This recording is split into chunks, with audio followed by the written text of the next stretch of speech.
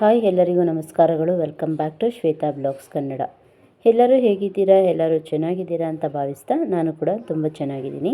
ಹಾಗೆ ನನ್ನ ಈ ಒಂದು ಚಾನಲ್ನ ಇನ್ನೂ ಯಾರು ಸಬ್ಸ್ಕ್ರೈಬ್ ಮಾಡ್ಕೊಳ್ದಿರೋ ನೋಡ್ತಿದ್ದೀರೋ ಪ್ಲೀಸ್ ಸಬ್ಸ್ಕ್ರೈಬ್ ಮಾಡ್ಕೊಂಡು ನೋಡಿ. ನನ್ನ ಒಂದು ವಿಡಿಯೋ ನಿಮಗೆ ಏನಾದ್ರು ಇಷ್ಟ ಆದರೆ ಒಂದು ಲೈಕ್ ಮಾಡಿ, ಕಮೆಂಟ್ ಮಾಡಿ, ಹಾಗೆ ಶೇರ್ ಮಾಡಿ ಅಂತ ತಿಳಿಸ್ತಾ ಇವತ್ತಿನ ಒಂದು ಮಿನಿ ಬ್ಲಾಗಲ್ಲಿ ನಾನು ಡೈಲಿ ಮಾಡ್ದಂಗೆ ಇವತ್ತೂ ಒಂದು ಹೆಲ್ತಿ ಡ್ರಿಂಕ್ಸ್ನ ಮಾಡೋಣ ಅಂತ ಇದ್ದೀನಿ.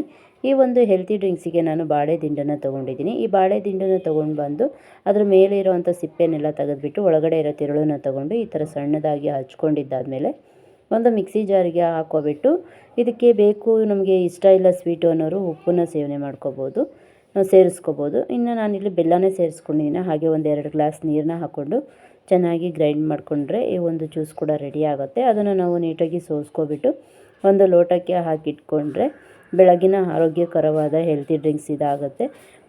ಈ ಒಂದು ಜ್ಯೂಸನ್ನ ನಾವು ಬೆಳಗ್ಗಿನ ಖಾಲಿ ಹೊಟ್ಟೆಯಲ್ಲಿ ಸೇವನೆ ಮಾಡೋದ್ರಿಂದ ನಮ್ಮ ಕಿಡ್ನಿಯಲ್ಲಿರೋಂಥ ಸ್ಟೋನ್ ದೂರ ಆಗುತ್ತೆ, ಹಾಗೆ ಗ್ಯಾಸ್ಟ್ರಿಕ್ ಸಮಸ್ಯೆ ಕೂಡ ದೂರ ಆಗುತ್ತೆ. ಈ ಒಂದು ಜ್ಯೂಸ್ ರೆಸಿಪಿ ನಿಮಗೆ ಇಷ್ಟ ಆಗಿದ್ದರೆ ಒಂದು ಲೈಕ್ ಮಾಡಿ, ಹಾಗೆ ಶೇರ್ ಮಾಡಿ ಅಂತ ತಿಳಿಸ್ತಾ ನಾಳಿನ ಒಂದು ಹೆಲ್ದಿ ರೆಸಿಪಿಯೊಂದಿಗೆ ನಿಮ್ಮೊಂದಿಗೆ